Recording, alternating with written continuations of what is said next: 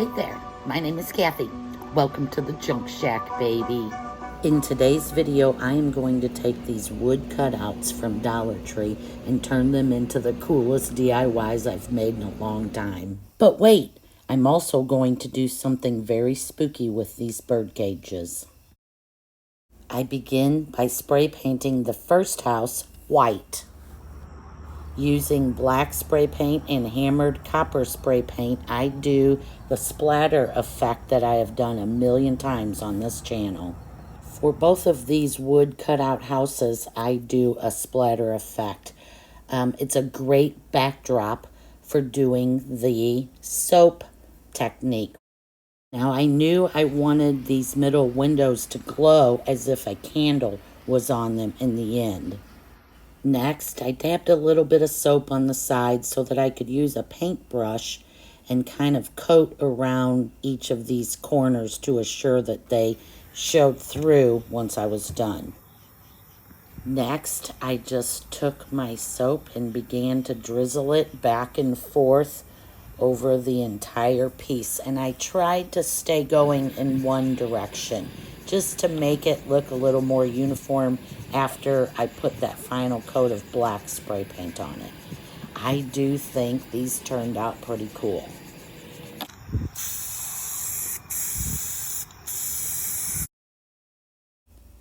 I let this black spray paint completely dry before I took it over and rinsed all of the soap off with the hose.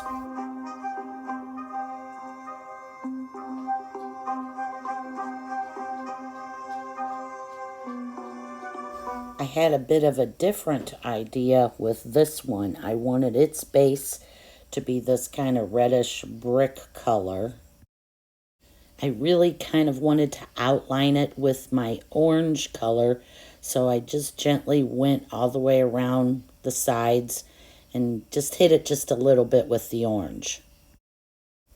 Next, instead of yellow, I made the middle windows glow white, as if a true lamp might have been on. And then, of course, the very top, because, why not? The top window always has to be lit up. Next, it was splatter time, and here you see me standing back from my project and just kind of waving around as I barely push on the button to give it that kind of stuck in a storm look. That's what I had in mind. I then did the same with my can of black spray paint.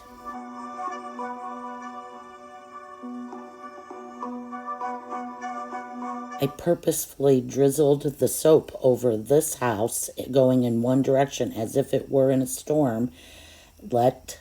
Spray painted it black and then let it dry, and here we have the final product. I think that of the two of these, I like the red one, the one on the left, much better.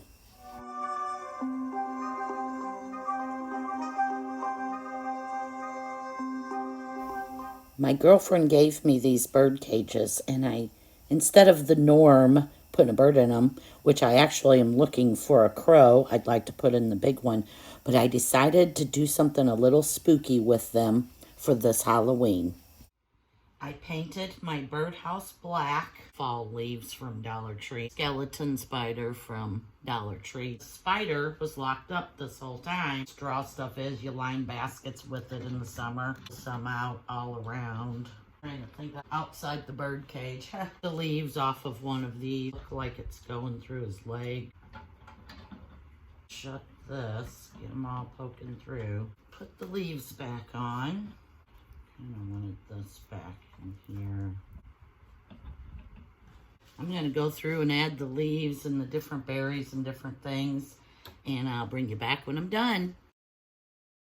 After looking at it for a while, I decided to add some bling, so I rubbed a little gold paint along the top edge.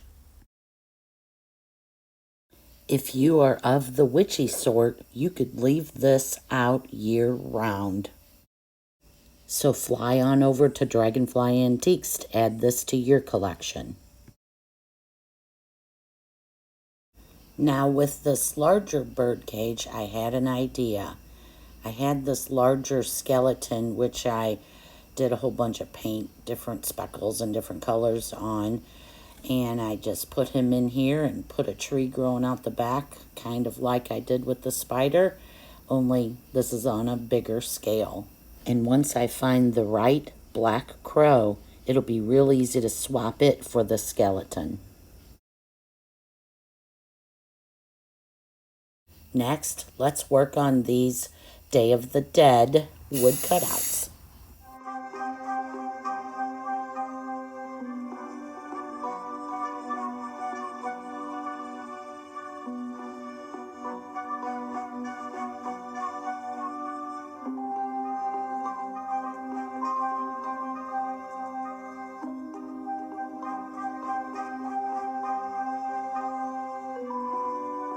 I was really torn with these because originally I planned to do the soap trick where you drizzle the soap over them and then spray paint them black and wash the soap off. But after painting them and looking at them like this, I decided I just wanted to leave them as they are. And then I needed a place to hang them or a way to hang them. As you can see, they don't look super cool or stand out, just leaning against something. So I went through my stash and I came up with a piece of wood and a handful of brass tacks, and this is what I came up with. I dirtied up a piece of string and just wound it around the tacks on each end. Easy peasy.